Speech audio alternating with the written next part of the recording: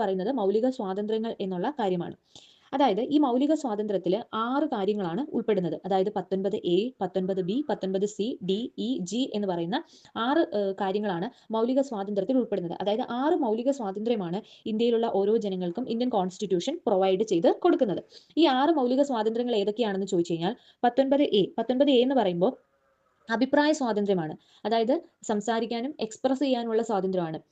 Right to speech and expressing എന്നുള്ളതാണ്. അതായത് നമുക്ക് സംസാരിക്കാനും അതുപോലെ നമ്മുടെ അഭിപ്രായങ്ങൾ ആരുടെ മുൻപിലും നമുക്ക് പറയാനുള്ള സ്വാതന്ത്ര്യമാണ് 19A പറയുന്നത്. ഈ 19A തന്നെ ഇന്ത്യയുമായിട്ട് ബന്ധപ്പെട്ട് പതാക ഉയർത്തുക എന്ന് പറയും. അതായത് ഇൻഡിപെൻഡൻസ് ഡേക്കൊക്കെ പതാക ഉയർത്തുന്നതുമായിട്ട് ബന്ധപ്പെട്ട കാര്യങ്ങൾ പറയുന്നത് 19A. അതുപോലെ തന്നെ ഒരു മാധ്യമത്തിന്റെ സ്വാതന്ത്ര്യമായിട്ടുള്ള മാധ്യമ സ്വാതന്ത്ര്യങ്ങൾ പറയുന്നത് 19A.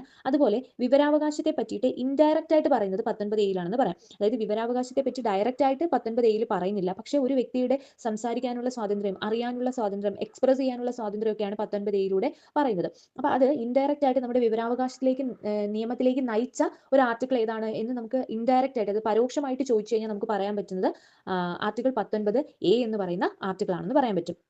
ഇനി നമുക്ക് സംസാരിക്കാനും എക്സ്പ്രസ് ചെയ്യാനുള്ള അവകാശം കിട്ടി. ഇനി അടുത്ത എന്തിലോട്ടാണ് വരുന്നത്? 19B വരുന്നത്. അപ്പോൾ 19B എന്ന് പറഞ്ഞാൽ ആയുധങ്ങളൊന്നുമില്ലാതെ സമാധാനപരമായിട്ട് സംഘടിക്കാൻ അല്ലെങ്കിൽ സമ്മേളിക്കാനുള്ള അവകാശമാണ് 19B പറയുന്നത്. അതായത് അസംബിൾ ചെയ്യാനുള്ള അവകാശം, അതായത് അസംബിൾ ചെയ്യാനുള്ള അവകാശം. ആയുധങ്ങൾ ഉണ്ടാകരുത്, സമാധാനപരവുമായിരിക്കണം. അപ്പോൾ ആയുധങ്ങളില്ലാതെ സമാധാനപരമായി ഒരു വ്യക്തിക്ക് സമ്മേളിക്കാൻ ഉള്ള സ്വാതന്ത്ര്യമാണ് 19B പ്രൊവൈഡ് ചെയ്യുന്നത്.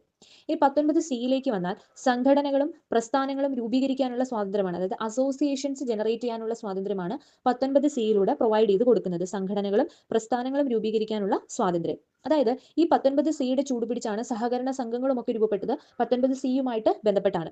ഇനി 19D വരാം. 19D വരുമ്പോൾ ഇന്ത്യയിലുള്ള പൗരന്മാർക്ക് ഇന്ത്യയിൽ എവിടെ വേണമെങ്കിലും സഞ്ചരിക്കാനുള്ള സ്വാതന്ത്ര്യം, അതായത് സഞ്ചാര സ്വാതന്ത്ര്യമാണ്. ഫ്രീ ടു മൂവ് ചെയ്യാനുള്ള ഒരു റൈറ്റ് ആണ്. അതാണ് 19D പ്രൊവൈഡ് ചെയ്ത് കൊടുക്കുന്നത്. ഈ 19E പ്രൊവൈഡ് ചെയ്യുന്നതെന്ന് പറയുന്നത് ഇന്ത്യയിൽ എവിടെയും താമസിക്കാനുള്ള സ്വാതന്ത്ര്യം, അതായത് ഇന്ത്യൻ പൗരന്മാർക്ക് ഇന്ത്യയിൽ എവിടെയും താമസിക്കാനുള്ള സ്വാതന്ത്ര്യമാണ് 19E പ്രൊവൈഡ് ചെയ്യുന്നത്.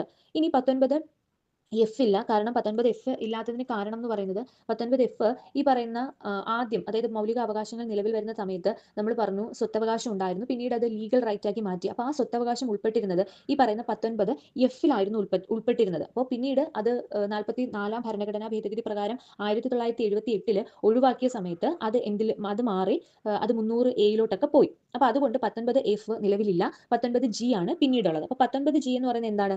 ഇന്ത്യയിൽ എവിടെ വേണമെങ്കിലും ഏത് തൊഴിലും ചെയ്ത് ജീവിക്കാൻ, ഏത് തൊഴിലെന്ന് പറയുമ്പോൾ മാന്യമായ ഏത് തൊഴിലും ചെയ്ത് ജീവിക്കാനുള്ള അവകാശം നൽകുന്നതാണ്. ആ തൊഴിൽ എന്ന് പറയുന്നത് മാന്യമായ ഏത് തൊഴിലും ചെയ്യുന്നതിനുള്ള സ്വാതന്ത്ര്യമാണ് 19G പ്രൊവൈഡ് ചെയ്യുന്നതെന്ന് പറയുന്നത്.